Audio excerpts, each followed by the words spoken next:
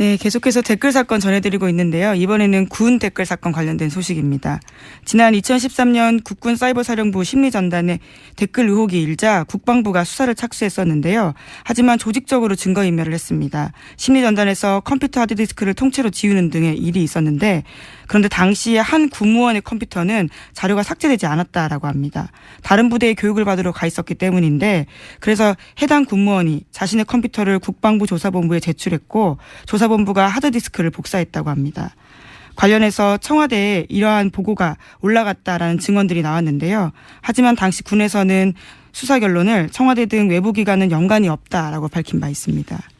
이게 SBS 어제 보도인데 사실 포털에서는 묻혔어요. 보니까 굉장히 중요한 보도인데 핵심이 이거죠. 삭제되지 않은 자료가 있었고 그 자료를 조사본부에 제출을 했는데 그 자료 중에는 그 공작 내용이 청와대로 보고된 증거가 있었다는 거죠. 그러니까 청와대에 보고한 증거를 제출을 했음에도 불구하고 군의 수사 결론은 청와대에는 상관이 없다라고 결론을 냈다는 거고 더욱 중요한 것은 이 김모 씨가 사실은 양심선언을 하겠다고 하고 나서 보름 후에 죽었다는 겁니다. 교통사고로. 제가 보기엔 이게 매우 의심스럽습니다만 양심선언을 하겠다고 했고 그런 얘기가 나왔는데 그리고 자료도 제출했고 증거자료도 보름 후에 양심선언을 하겠다고 한 지 보름 후에 교통사고로 죽었다는 거. 오싹한 내용이죠. 다음은요. 이런 종류의 소위 그 정보기관 관련된 사망 사건들도 지난 10년간 다시 한번 다뤄봐야 된다고 봅니다. 저는. 자, 지나치는 우연이 너무 많아요. 다음 뉴스는요. 네, 이명박 정부 블랙리스트 관련해서 계속 말씀드리고 있습니다.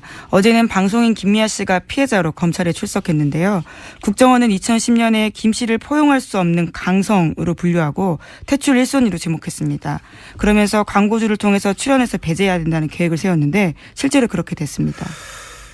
관련 뉴스 계속 나오겠죠. 네. 광고주를 압박해서 퇴출시킨다. 네. 모든 방법을 다 동원했겠죠. 자, 이 오사는 이제 이 피해자들 진술이나 조사가 끝나고 나면 또 다른 내용들이 나오겠죠. 그때 좀 자세히 다루기로 하고요. 다음 뉴스는요. 네, 국정원 민간인 댓글 부대 사건 관련해서 어제 영장 나왔다라는 이야기 드렸는데요. 민병주 전 단장 외에는요. 나머지 2명은 기각됐다라는 소식 전해드립니다. 영장이 기각된 송아묵의 민간인 팀장 같은 경우에는 수백 명의 팀원을 거느린 사람이었습니다. 그리고 2009년부터 4년 동안 국정원에서 10억 원의 돈을 받았는데요. 하지만 오민석 서울중앙지법 영장 전담 부장판사는 공무원의 범죄인 이 사건 범행에서 피의자가 차지하는 지위와 역할, 가담 정도, 또 송 씨를 포함한 전체 범행 가담자에 대한 수사 및 진행 상황을 고려하면 영장을 기각하겠다라고 밝혔습니다. 이 정도 되면 저는 이것은 사법부의 독립적인 판단을 존중하고 또 가능하면 영장을 발부하지 않은 채 수사하는 게 인권 차원에서도 원칙이기도 하고 그런 원론들을 말할 게 아니라 이 정도면 의도가 있는 거 아닌가 싶어요. 이 민간인 팀장인데 이 팀장이 팀원이 수백 명이었고 10억을 썼는데 그리고 또 한 사람은 더 웃겨요. 영장 기각한. 또 한 사람은 국정원 직원인데 이제 이 그 댓글에 쓰라고 준 돈을 가로챘다는 거 아닙니까? 네, 자신이 가로챘다라는 겁니다. 근데 영장이 기각됐습니다. 이 사람도 기각됐는데 기각된 이유가 너무 웃겨요. 네, 피의자가 범행을 인정하고 구속영장 청구 위에 피해 금액을 전액 공탁했기 때문에 영장을 기각한다라고 밝혔는데요. 저는 이게 또 한 번 더 우리 이정열 전 영장 해설 전담 판사를 내일은 연결해야 될 것 같은데 오늘 저희가 준비 못했습니다. 이게 댓글 공작을 밝히겠다는 거잖아요. 근데 중간에 자기가 횡령한 돈을 공탁한 게 이 사건 본질과 무슨 상관이 있나요? 이게 무슨 사건이 무슨 피해를 입혀가지고 건물을 부셨다든지 어디 가게 피해 보상을 다투는 사건이 아니잖아요. 심지어 이 인사 같은 경우에는요. 검찰 조사가 임박하자 출국을 시도하기도 했었습니다. 하지만 출국 금지가 되어 있어서 못 나갔고 또 수사가 들어가자 자신의 휴대전화를 해지했다라고 합니다. 그러니까 증거인멸이나 도주 위험 다 있는 거던데 그 금액을 공탁했다는 게 난 너무 웃깁니다. 이게 경제 사범이나 또는 뭐 그럴 때 돈을 다투는 게 이 사건의 본질일 때 피해액을 이런 게 전혀 참작이 돼야지. 이거는 이 사람이 댓글 공작에 주요한 인물이었다는 거잖아요. 그 중에 돈을 횡령을 일부 했다는 거고. 야, 정말 저로서는 이해가 안 가는데 이거는 수사 방해 아닌가요? 저는 그렇게 생각이 되는데 거의. 자, 시간이 좀 남긴 했는데 오늘 미니가 있어요. 예, 양지열 변호사님 저 옆에 들어가서 이미 서 계시거든요. 네, 벌 세우고 있는데 제목만 읽고 끝내도록 하겠습니다. 네, 지난 15일에 오천 살인 사건 관계되어 있는 박용철 씨 유족이 진범을 찾아달라고 경찰청에 고소장 냈습니다. 관련해서 김정은 서울경찰청장은 기자간담회에서 사건이 내려오면 광역수사대에 배정하겠다라고 밝혔습니다. 네, 드디어 이제 재수사될 수 있겠군요. 이 사건을 이사하다고 했다가 제가 박근혜 정부 하에서 2년 6개월 구형을 받았어요, 제가. 네, 다 1, 2심 무죄 나지 않으셨습니까? 네. 네. 얼마나 힘들었는데요. 예. 감회가 남다른데 감옥에 보냈기 때문에 굉장히 어려운 사건이죠. 너무 많이 관련자들이 이미 사망했기 때문에 너무 늦었어요. 그래서 수사가 시작되면 제가 해설할 게 많습니다. 자, 오늘 여기까지 하겠습니다. 무슨 상관이 있나요? 이게 무슨 사건이 무슨 피해를 입혀가지고 건물을 부셨다든지 어디 가게 피해 보상을 다투는 사건이 아니잖아요. 심지어 이 인사 같은 경우에는요. 검찰 조사가 임박하자 출국을 시도하기도 했었습니다. 하지만 출국 금지가 되어 있어서 못 나갔고 또 수사가 들어가자 자신의 휴대전화를 해지했다라고 합니다. 그러니까 증거인멸이나 도주 위험 다 있는 거던데 그 금액을 공탁했다는 게 난 너무 웃깁니다. 이게 경제 사범이나 또는 뭐 그럴 때 돈을 다투는 게 이 사건의 본질일 때 피해액을 이런 게 전혀 참작이 돼야지. 이거는 이 사람이 댓글 공작에 주요한 인물이었다는 거잖아요. 그 중에 돈을 횡령을 일부 했다는 거고. 야, 정말 저로서는 이해가 안 가는데 이거는 수사 방해 아닌가요? 저는 그렇게 생각이 되는데 거의. 자, 시간이 좀 남긴 했는데 오늘 미니가 있어요. 예, 양지열 변호사님 저 옆에 들어가서 이미 서 계시거든요. 네. 분류하고 퇴출 1순위로 지목했습니다. 그러면서 광고주를 통해서 출연해서 배제해야 된다는 계획을 세웠는데 실제로 그렇게 됐습니다. 관련 뉴스 계속 나오겠죠. 네. 광고주를 압박해서 퇴출시킨다. 네. 모든 방법을 다 동원했겠죠. 자, 이 호사는 이제 이 피해자들 진술이나 조사가 끝나고 나면 또 다른 내용들이 나오겠죠. 그때 좀 자세히 다루기로 하고요. 다음 뉴스는요.